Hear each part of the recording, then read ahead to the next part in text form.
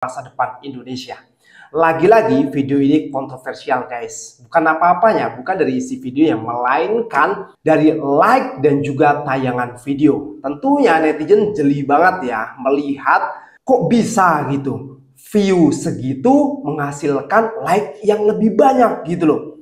Jadi teman-teman semua, dari video yang pertama itu yang akhirnya menuai banyak komentar negatif dari netizen dan juga banyaknya dislike dari netizen, sehingga dari tim Gibran sendiri mungkin membuat strategi baru yang dimana menggunakan aplikasi ataupun bot ya untuk menambah like. Atau jangan-jangan ada juga buzzer yang membuka video tapi tidak menonton isinya. Jadi hanya menambah like tanpa menambah view. Nanti kita akan lihat ya, dan juga komentarnya. Jadi kocak banget nih guys. Bikin malu.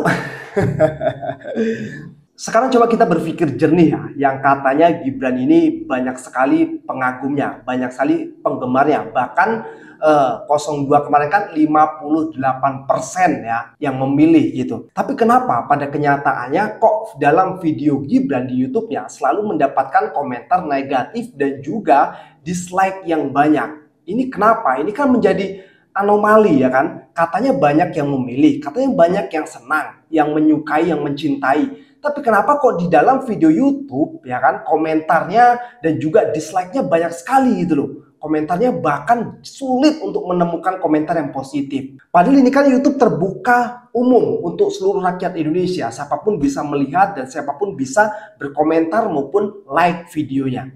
Tapi kenyataannya seperti itu guys. Nah sekarang kita lihat ya di channel YouTube Gibran yang berjudul Hilirisasi dan Masa Depan Indonesia.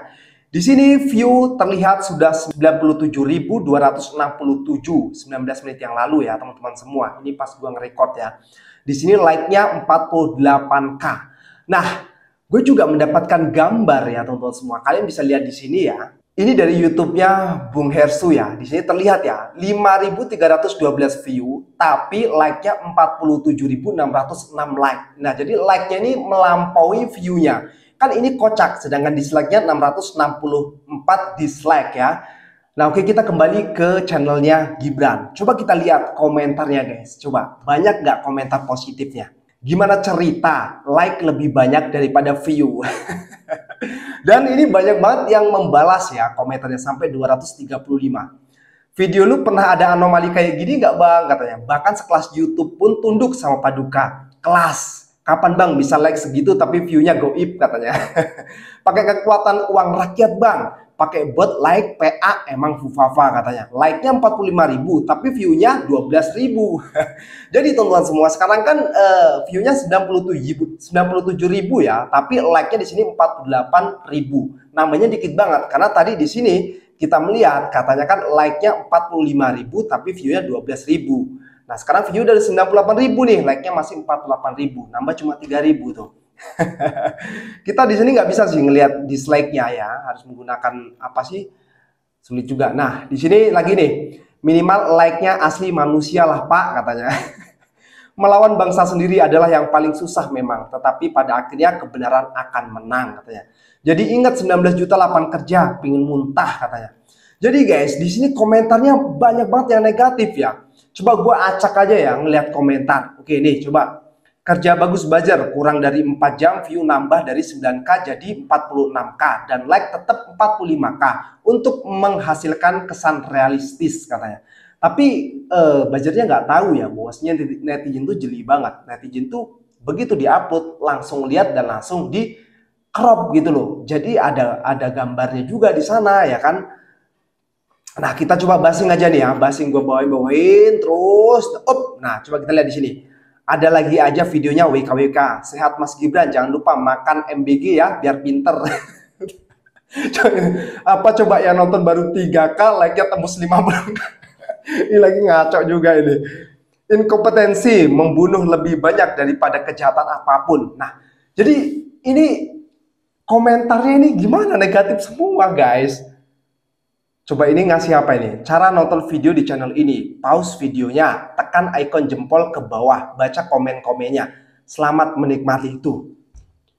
Ini bener loh, gua nggak pilih-pilih nih, asal scroll pokoknya ke atas. Nih, coba dari sini. Nah, melawan bangsa sendiri lagi. Ini jadi ingat 19 juta lapangan kerja. ke bawah, mencurigakan pemuda satu ini. Nah kan, jadi sulit banget menemukan komentar yang positif di videonya Wapres kita, guys. Ini gimana ini Pak Wapres? Coba kita dengarkan videonya sebentar. Tentu sangat bersyukur Indonesia dianugerahi sumber daya alam yang luar biasa. Indonesia. Nah dulu, beliau ya shooting 6 menit ya, 6,5 menit itu aja membaca. Coba kalau kata Bung Rocky Gerung memang nggak ada konsep di kepalanya gitu. Jadi konsep ini hanya tertulis, bukan memang ada di kepalanya. Jadi sulit gitu loh kalau memang nggak membaca gitu. Jadi masa Wapres kita kalah sama Ferry Irwandi gitu. Nanti jangan-jangan Bung Ferry buat lagi nih video kayak gini. Oke teman semua, nah kita lihat ya komentar Bung Rocky Gerung. Ini dia.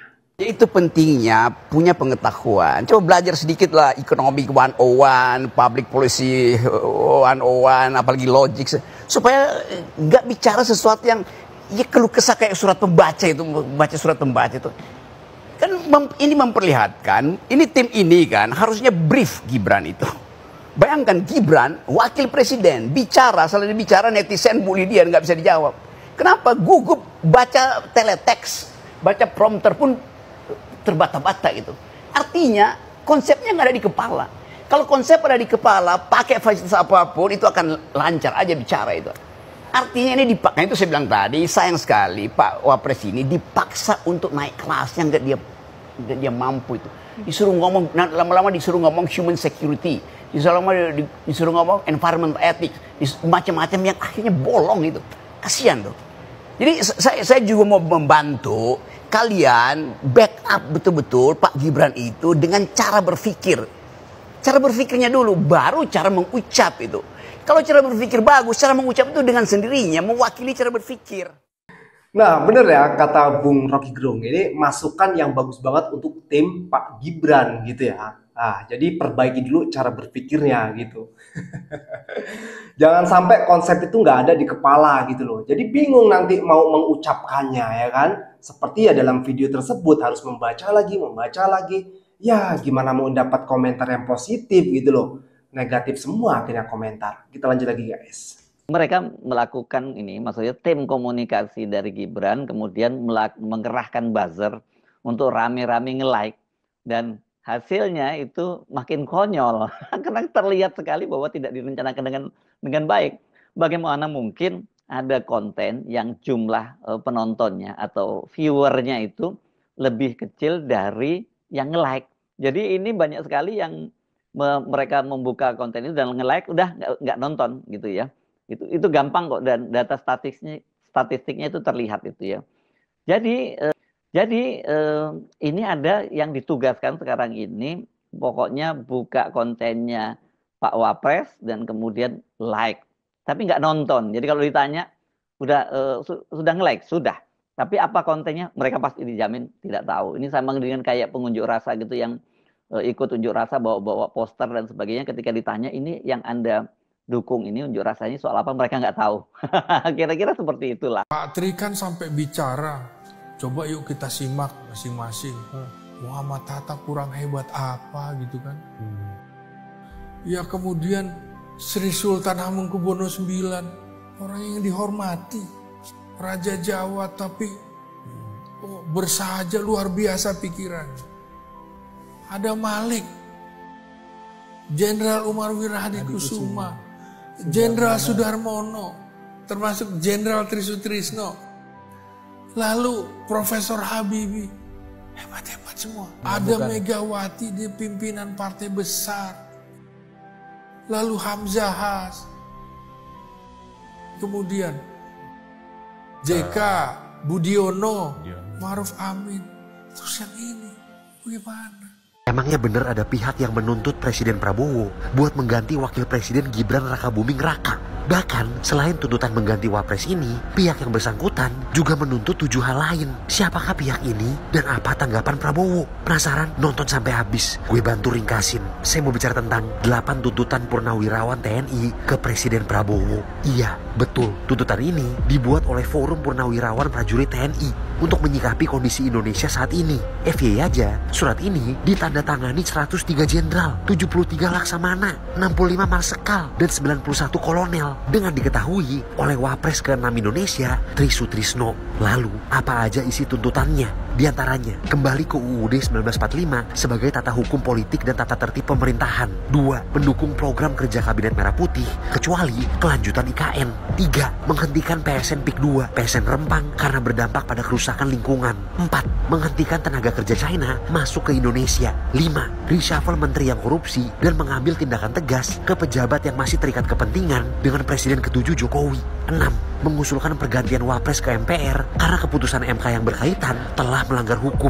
Lantas, apa respon Prabowo setelah bertemu dengan sang presiden dan menyampaikan tuntutan ini? Penasihat khusus presiden bidang politik dan keamanan, Wiranto, bilang kalau Prabowo memahami 8 tuntutan ini karena masih satu alma mater. Namun, Prabowo tidak bisa langsung menjawab tuntutan ini. Prabowo perlu mempelajari lebih lanjut, dan yang lebih penting, ini di luar kekuasaannya sebagai presiden. Ia nggak bisa mencampuri urusan ini. Dan terakhir, Prabowo minta agar masyarakat menghentikan polemik ini karena ini akan mengganggu keharmonisan bangsa. Dah, sampai sini dulu deh. Gimana menurut lo soal 8 tuntutan ini?